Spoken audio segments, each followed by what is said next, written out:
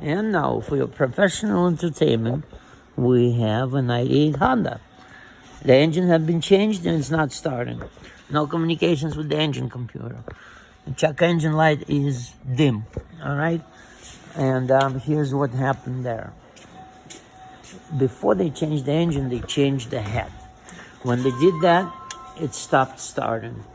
Now we're looking at why it stopped starting. This is the ground that broke off right under here, right under the, yep, right there, all right?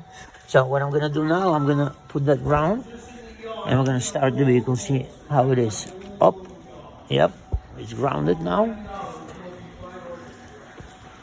And what about the check engine light? Yep, check engine light is good. Communications